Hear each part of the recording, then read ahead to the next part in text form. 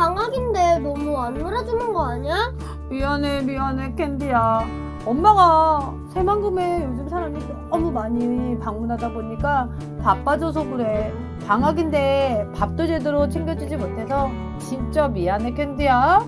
엄마, 응. 동생이 말을 안 들어서 좀 힘들긴 하지만 응. 엄마도 항상 일과 우리를 위해 최선을 다하니까 나도 동생 열심히 돌봐줄게.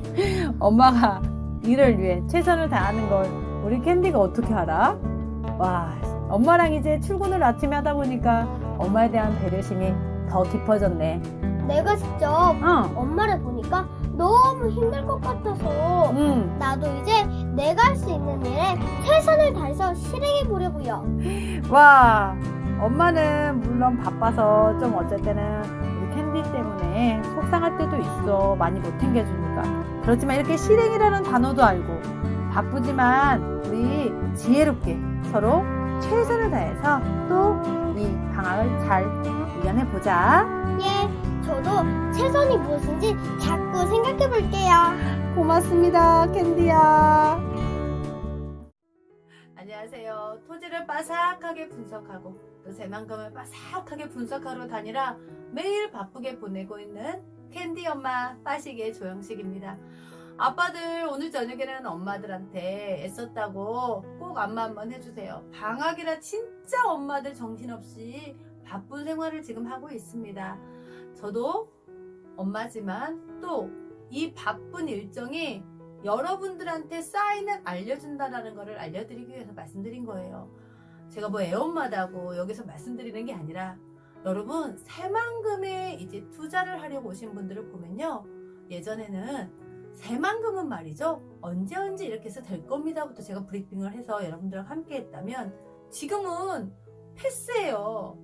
오시는 분도 그거 안 들으려고 해요. 그냥 땅 바로 어디를 사야 되는지 그것만 보고 바로 다 계약서 씁니다. 어제 오늘 제가 이어서 지금 계약금을 고객님들한테 지금 몇 분째 돌려드렸어요. 그건 무슨 뜻이냐면 저는 이렇게 하고 싶은 땅들이 있고 고객님들한테 핵심지로 도시지역 위주로 계속해서 그런 땅들만 지금 찾아서 분석을 해드리다 보니까 대기하시는 분도 있고 또는 계약금을 내놓고 그 땅을 못 잡아서 다시 지금 몇 분째 돌려드린 분도 계신다고요. 그 정도로 이제 새만금에는 길이 좀 있다, 그리고 땅에 좀 평수를 넓게 해서 좋은 땅을 가져가겠다, 그런 시기가 이제 아니에요. 잠시 후에 정말 시기적으로 보면 그냥 여기에 땅이 있습니다, 길이 있습니다, 이 호재 하나만 가지고도 여러분들께서 땅을 잡으셔야 된다는 거예요. 시간이 계속해서 지나요. 200평 살 수 있는 거 100평 살 수 있는 거고 500평 살 수 있는 거 200평 살 수 있는 거 계속해서 평수만 줄고 자리는 더 멀어지는 거죠. 그런데 그게 갑자기 그렇게 됐냐? 아닙니다. 잠시 후에 제가 도표를 여러분들한테 함께 할 건데 새만금은 이제 국책사업으로서 국내외 정책을 다 읽어서 결론적으로 이제 폭등의 시기, 그러니까 상승할 수 있는 시기가 된 거고, 여러분들이 아시려면 박근혜 정부 때 거래량이 얼마나 됐을까? 정말 문재인 정부 때 와서 거래가 바뀌었을까? 이런 걸 보면서 얘기를 함께 해야 되는 겁니다. 자, 여러분 수학 문제 하나 잘 풀고 우리 논술 하나 잘 푸는 문제가 아니라 이제 여러분 투자는 실전이잖아요. 그 실전을 우리 캔디도 지금 보고 있는 거고요. 그러니까 토지 이야기 할 때만큼은 정말 실전으로 사고 파는 사람의 전문가 이야기를 꼭 여러분도 귀담아 듣고 이번만큼은 실패하지 않는 투자가 되셔야 된다는 겁니다. 제가 정말 2020년 이후부터는 상승의 폭에 불이 들어왔는지 다시 한번 함께 해보는 시간을 가질 겁니다. 네, 그러면 2020년 이후에 새만금이 정말 폭등을 할까요? 또는 이번 정부가 끝나버리면 새만금은 또 가라앉는 배처럼 또 가라앉지는 않을까요? 라고 질문하시는 고객님도 있습니다. 자, 그러니까 제가 말씀드리는 거예요. 왜 거래량을 보고 가격이 변하는 이런 현실적인 문제를 가지고 얘기를 해야 되고 사례를 가지고 얘기해야 되는지를 여러분하고 함께 하는 겁니다. 분명 2013년에서 17년 문재인 정부 때 거래량이 나왔고요. 그거는 누구나 확인할 수 있는 거거든요. 그리고 2017년 3월 이후 문재인 정부가 들어서면 15개월 동안 이후에 변화된 거.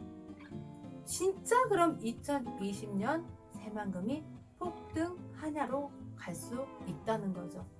그런데 여러분 여기서 예측할 때요. 한 가지 집착하지 말아야 할 게 있습니다. 폭등이라는 단어입니다. 아니 폭등하는 땅을 찾는데 폭등에 집착하지 말라는 이게 무슨 말이야? 이해가 안 되시죠? 왜냐하면 분명히 투자에 있어서는 누구나 찾는 희소성 있는 귀한 땅을 제가 가지고 있어야 나중에 큰소리 땅땅 치고 팔 수 있다 그랬죠. 그런데요. 그런 거에 결과에 자꾸 집착을 하다 보니까 어떤 생각을 하냐면 고객님들이 이건 다 오른 거 아니야? 아니 100만 원대가 넘어가면 이제 끝난 거 아니야? 라고 생각하셔버려요. 자, 지금의 폭등 시기라면 나한테 이 가격이 다 오른 시점 아닐까?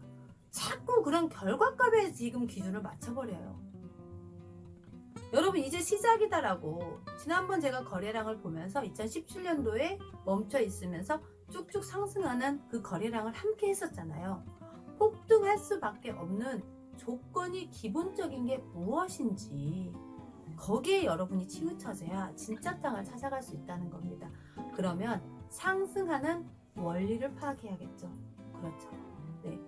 거래량을 먼저 보자고요. 그러면 여러분들 어떻게 변화되는 것을 확인할 수 있다는 거죠. 2017년 박근혜 정부 때 부항 거래량과 그리고 그 이후에 문재인 정부 때 거래량을 보시자는 거죠. 자, 이게 지금 여러분 총 거래되는 부분인데 여기인데요. 기존에는 이렇게 지금 거래량이 없었잖아요. 그러다가 여러분 이렇게 상승을 하기 2017년도부터 상승을 이렇게 본격적으로 하기 시작했죠. 그러면서 이렇게 거래량이 상승을 합니다. 그런데 기존에 있던 걸 기본이 뭐였냐면요. 여러분 그때는 상승할 그게 개발 호재가 없었어요. 그냥 폭등한 게 아니라 계속 전북이라는 새만금이라는 호재는 제자리였어요. 그렇죠. 제자리 걸음을 했을 뿐이었는데 2017년도 문재인 정부가 되면서 그때부터 새만금은 특별법을 만들어서 단계별로 지금 상승을 하고 있다는 겁니다. 제자리였 이제는 개발 호재를 받으니까 올라갔다는 거죠. 그게 중요합니다. 그래서 이제 시작이라고 하는 겁니다. 왜?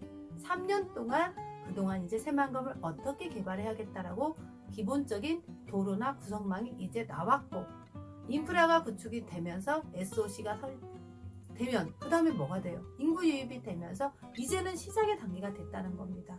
여러분 뭐 지금이 다 올랐냐 이 결과값에 집착하지 말라고 한 게 뭐냐면 여기에서 여러분 더 오를 이유가 많지 이제 내려갈 이유는 찾기가 어려울 정도라는 거죠. 이해되셨죠? 폭등의 시점이 아니라 여러분은 지금 이제 상승하는 시점을 만난 건데 여기에서 하나 제가 더 알려드릴게요. 자, 제가 주로 하는 땅들이 도시지역 땅이에요. 그것도 지금 부안만 제가 여기에다 도표를 만들어 놓은 건데 자, 부안에서 상승을 이렇게 하다가 2019년도는 조금 떨어졌습니다. 약간 떨어졌는데 이건 제가 왜 도시지역만 여러분한테 알려드렸냐면 제가 바빠진 이유가 여기에 있습니다. 저는 아무 땅이나 하지를 않잖아요. 뭐 저한테 땅을 팔아달라고 가지고 와도 여러분들이 제가 정말 좋은 땅으로 찾고 해서 도시지역 내 도로를 여러분들한테 확인을 하고 미래 도시까지 다 분석을 해서 하기 때문에 저같이 이렇게 땅을 골라서 하는 사람들은 바빠질 수밖에 없는 거죠. 그렇잖아요. 나와 있는 땅은 아직도 새만금에 많아요. 땅이 없다는 게 아닙니다. 제가 추천해 줄 만한 땅이 없기 때문에 저로서는 바빠지는 거고 고객님들은 저한테 그래서 대기를 하고 이렇게 계약금까지 걸고 지금 땅을 기다리고 있다는 상황입니다. 여러분들이 지금 이렇게 도시 지역의 땅들의 거래량이 이제 줄는 이유는 땅이 없기 때문에 자, 주거지는 1.47%의 도시 지역 자연녹지 땅은 10% 내외인데 현재 보시면 지금 이 선이 자연녹지예요. 자연녹지는 지금 조금씩 계속 상승해요. 자, 자연녹지 같은 경우는 넉비권 같은 땅이기 때문에 이제 1.47% 내의 땅을 못 찾거든요. 그렇기 때문에 그 주변으로 도시지역 근처로 자연녹지 거래 건수가 늘어나는 겁니다. 아시겠죠? 땅이라는 게 느는 이유가 있고 주는 이유가 있습니다. 저는 앞으로도 계속해서 일해서 바빠질 수밖에 없는 게 이런 땅들을 계속 찾아내야 되기 때문에 여러분들한테 드려야 되기 때문에 당연히 바빠질 수밖에 없겠죠. 도표를 보시면 여러분들이 이제 감을 잡으셔야 됩니다. 아셨죠?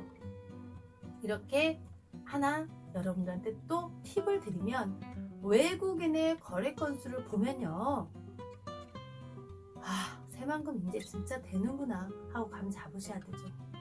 자, 보시면 2017년도까지 잠잠하게 했던 게 제가 꼭 그런 뜻은 아닌데 18년도, 19년도에서 쭉 이렇게 급 매매하는 건수들이 생깁니다. 이건 시작에 불과하다는 겁니다, 여러분. 이제 대형 프로젝트가 생기게 됨으로써 외국인들의 거래 건수는 앞으로 계속해서 상승을 예상을 하는 거죠. 그래서 제가 2020년도 여러분들한테 인생을 바꿀 해이기 때문에 집중하시라고 말씀드리는 거죠. 자, 외국인도 땅을 사는데 한국 사람이 새만금을 땅을 안 사고 있으면 되겠습니까? 그렇잖아요. 자, 여기에서 제가 바빠질 수밖에 없는 두 번째 이유. 저는 전국의 기준을 조사해 보니까 연 1억 이상, 그러니까 평균 한 1,000만 원 정도 가구당 소득자가요 400만이 넘어간다고 합니다. 이분들이 제가 쪽에 많이 상담을 했다고 생각했는데 아직 이분을 다 하지는 않았거든요. 400만 가구 중에 제가 앞으로 400명만 올해 상담을 해도 너무 일정이 바쁘겠죠. 그렇습니다. 이렇게 이제는 1억 이상의 연봉자들이 저희 추천하는 이 땅을, 전문가들이 추천하는 땅을 알아보기 시작했다는 겁니다. 땅만 주신다면, 땅만 있다면 언제든지 잔류하겠다고 하신 분들이 그래서 이제 줄을 서기 시작하는 거죠. 제가 오늘 여러분들과 함께한 이 2020년도의 폭등설이라는 두 번째 주제는 모든 국민들한테 다 해당되는 거 아닙니다. 새만금 부안의 땅을 사고 싶고 2020년도 인생을 토지로 바꿔보고 싶으신 그 사람들한테만 해당이 되는 겁니다. 아셨죠? 저는 앞으로 이 소득자, 그러니까 혹시라도 저에게 1억 미만으로 투자를 하셔야겠다고 상담하신다면 빨리 서두르셔야 돼요. 왜? 아직도 이렇게 많은 분들이 몰려올 것이기 때문에 내가 이왕이면 소액일 경우에 더 여기에다가 빨리 들어가서 자리를 잡고 있어야 된다는 거죠. 여러분, 아무리 좋은 투자여도 마지막으로 때를 제가 놓치지 말라고 말씀을 드리고 싶습니다. 때를 놓쳐버리면 어떤 투자든지 성공할 수가 없습니다. 자, 보세요. 저는 어렸을 때부터 막 공부하는 머리보다는 실전으로 하는 게 좀 좋았던 것 같아요. 어렸을 때 운동을 너무 많이 했나 봐요. 육상 선수를 했기 때문에 그랬는지 일단 달리고 봅니다. 제가 전국체전까지 나가려다가 거기서 탈락이 됐거든요. 그래서 그냥 처음에는 무조건 달려가는 스타일이었습니다. 그런데 저는 참 성공했던 부분이 머리 좋았던 저였던 것보다 어쩌면 그렇게 제가 실행하는 저였기 때문에 더 이렇게 가까이 올 수 있었던 것 같습니다. 실행하는 사람을 못 이기더라는 겁니다. 투자할 때. 이왕이면 실패 경험은 여러분들이 다 가져가셔서 그렇게 하지 마시고 성공 투자했던 경험만 가져가십시오. 아깝잖아요. 여러분 이제 인생 여러분 나름대로 다 설계하셨을 텐데 여기에서 잘못 투자해버리면 꽤 복귀하는 시간이 너무 오래 걸리다는 제가 피같이 정말 느낀 시간이기 때문에 저의 이 경험했던 실전들이 여러분들한테 정말 경험이 되시기를 바라고 2020년도 정말 내가 새만금의 때를 놓치지 말아야겠다고 하신 분들은 그래서 빠른 시간 내에 여러분들이 실행하셔야만이 좋은 땅의 주인이 될 수 있다는 거 기억하십시오.